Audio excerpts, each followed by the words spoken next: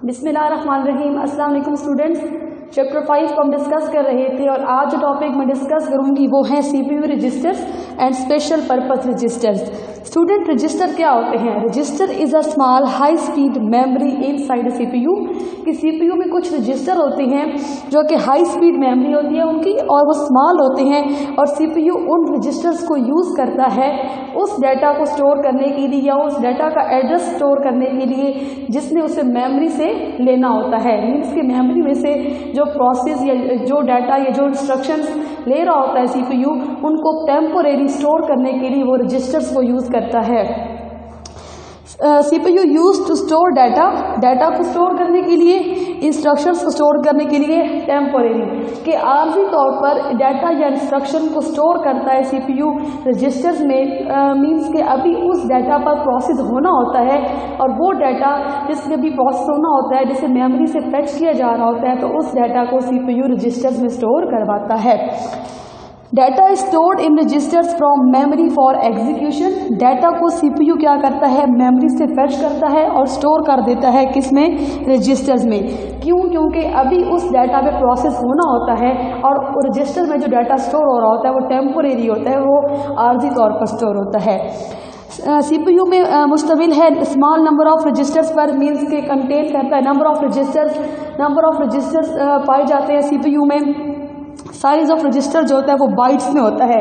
Means कि registers का जो साइज होगा वो हम बाइट्स में लेते हैं, और each byte can store 1 character of data. और हर एक बाइट जो है वो एक कैरेक्टर जो है ना वो डाटा का क्या करती है? स्टोर करती है। Register can be of, register 1 byte का भी हो सकता है, 2 बाइट का भी हो सकता है, 4 बाइट के भी हो सकते हैं और 8 बाइट के भी हो सकते हैं। नेक्स्ट कर चलते हैं हम स्पेशल पर्पस रजिस्टर्स पर कि स्पेशल पर्पस रजिस्टर्स क्या होते हैं, इनको किस लिए यूज़ करता है CPU. Normally used by CPU, इन रजिस्टर्स को सीपीयू यूज़ करता है। सबसे पहले बात करूंगी प्रोग्राम काउंटर की। प्रोग्राम काउंटर एक ऐसा रजिस्टर है जिसे सीपीयू यूज़ करता है to store the address of next instruction to be fetched. देखिए, मेमोरी में एक साथ 2-3 इंस्ट्रक्शन आती हैं। मीन्स के यूज़र जो है वो मल्टीपल टास्क परफॉर्म कर रहे होते हैं, एक से ज़्यादा टास्क परफॉर्म कर रहे होते हैं। तो एक टाइम पे अगर मल्टीपल इंस्ट्रक्शंस आ जाती हैं मेमोरी में, तो वो इंस्ट्रक्शन जिसे सीपीयू ने उठाना होता है, वो डाटा या वो इंस्ट्रक्शन जिस पे सीपीयू ने प्रोसेस करना होता है, तो उस इंस्ट्रक्शन का जो एड्रेस होता है वो कहाँ रखा जाता है? प्रोग्राम काउंटर में। When the instruction is fetch, और जब वो इंस्ट्रक्शन फेच कर ली जाती है, जब वो इंस्ट्रक्शन उठा ली जाती है, the value of the program counter is incremented. तो प्रोग्राम काउंटर की वैल्यू में 1 का इजाफा हो जाता है। क्यों? क्योंकि ये बता रहा होता है सीपीयू को कि अब उसने जो है ना वैल्यू, मीन्स के जिस वैल्यू का, जिस डाटा का जो एड्रेस रखा था प्रोग्राम काउंटर में, जिस इंस्ट्रक्शन का, उसे उठा लिया गया है। अब नेक्स्ट इंस्ट्रक्शन का एड्रेस इसमें स्टोर करवाया जाए। For example C is equal to C+1। अब मैंने ये काउंटर के लिए क्या यूज़ किया? C यूज़ किया। अब मैंने कहा कि एक ऐसा रजिस्टर है जिसको यूज़ किया जाता है नेक्स्ट इंस्ट्रक्शन के अगली इंस्ट्रक्शन को या अगले डाटा को जो हमने फेच करना होता है सीपीयू ने, उसके एड्रेस को स्टोर करने के लिए। अब उसका एड्रेस जो है वो इसमें स्टोर हो गया किस रजिस्टर के अंदर? प्रोग्राम काउंटर रजिस्टर के अंदर। जब वो इंस्ट्रक्शन, जब उसका एड्रेस स्टोर कर दिया जाता है और वही इंस्ट्रक्शन जब फेच कर ली जाती है, जब उठा ली जाती है, तो प्रोग्राम काउंटर में क्या होता है कि एक वैल्यू का इंक्रीमेंट होता है कि हमारे पास अगर फॉर एग्जांपल 2-3 इंस्ट्रक्शंस आई थी और पहली इंस्ट्रक्शन उठा दी गई, क्लियर, देन प्रोग्राम काउंटर में एक क्या होगा? इंक्रीमेंट, कि एक इंस्ट्रक्शन क्या हो गई है? फेच कर ली गई है। क्यों? ताकि प्रोग्राम काउंटर में फिर अगली इंस्ट्रक्शन का क्या रखवाया जाए? एड्रेस। इसी तरह जब दूसरी इंस्ट्रक्शन भी फेच हो जाएगी, देन इसमें एक का और इजाफा होगा कि अब इंस्ट्रक्शन नंबर 2 भी क्या हो गई है? फेच हो गई है। अब तीसरी का एड्रेस स्टोर करवाया जाए किसके अंदर? प्रोग्राम काउंटर रजिस्टर के अंदर। It now refer to the next instruction. जब प्रोग्राम काउंटर में एक का इंक्रीमेंट होता है, एक वैल्यू का इजाफा हो जाता है, तो उसका मतलब ये होता है कि ये पहली इंस्ट्रक्शन उठा ली गई है, अब अगली का एड्रेस रख दिया जाए। और अगली उस इंस्ट्रक्शन का एड्रेस रख दिया जाए जिसको CPU ने उठाना है मेमोरी से और उस पर प्रोसेस करना है। देन नेक्स्ट हमारे पास है इंस्ट्रक्शन रजिस्टर। इसमें हम उस इंस्ट्रक्शन का एड्रेस रखते हैं जिसको CPU ने उठाना होता है मेमोरी से। इंस्ट्रक्शन रजिस्टर में हम इसको यूज़ करते हैं, मीन्स कि CPU इसको यूज़ करता है स्टोर करने के लिए फेच इंस्ट्रक्शन। इसमें वो इंस्ट्रक्शन का एड्रेस आएगा जिस इंस्ट्रक्शन को मेमोरी से उठाना होता है, और जो इंस्ट्रक्शन मेमोरी से उठाई जाती है वो इंस्ट्रक्शन कहाँ आके स्टोर होती है, इंस्ट्रक्शन रजिस्टर में। मीन्स कि वो डाटा जो कि मेमोरी में पड़ा होता है और उस डाटा को जब CPU ले के आता है मेमोरी से तो कहाँ आके स्टोर करता है, कौन से रजिस्टर में स्टोर करता है, इंस्ट्रक्शन रजिस्टर में। Instruction is also decode in this register. जब इंस्ट्रक्शन मेमोरी से उठा के इस रजिस्टर में रख दी जाती है, देन इसी रजिस्टर में उस इंस्ट्रक्शन को डिकोड किया जाता है, मीन्स के डिटरमाइन किया जाता है, फाइंड किया जाता है कि इस डाटा पर, इस इंस्ट्रक्शन पर कौन सा ऑपरेशन परफॉर्म करना है। देन हमारे पास थर्ड है memory address register. Memory address register को CPU यूज़ करता है स्टोर करने के लिए memory address being used by CPU।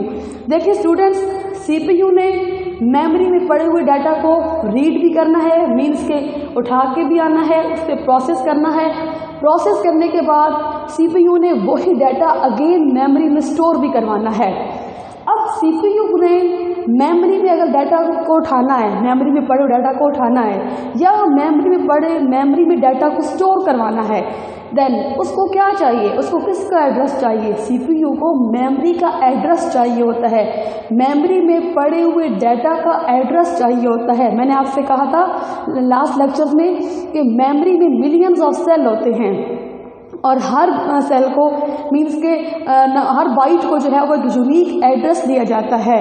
तो मेमोरी के जिस सेल में जो डाटा पड़ा होता है उस सेल का एड्रेस CPU को चाहिए होता है ताकि उसमें पड़े हुए डाटा को वो रीड कर सके, या मेमोरी के जिस सेल में CPU ने डाटा को राइट करना होता है उसका एड्रेस भी चाहिए होता है। तो मेमोरी का जो एड्रेस है जिस पे CPU ने जाके मेमोरी को उठाना होता है, डाटा को उठाना होता है, तो मेमोरी का वो एड्रेस मेमोरी एड्रेस रजिस्टर में रख दिया जाता है। When CPU wants, अगर CPU जब चाहता है रीड करना या राइट करना, मीन्स के डाटा को उठाना, डाटा को स्टोर करना, किसमें, मेमोरी में।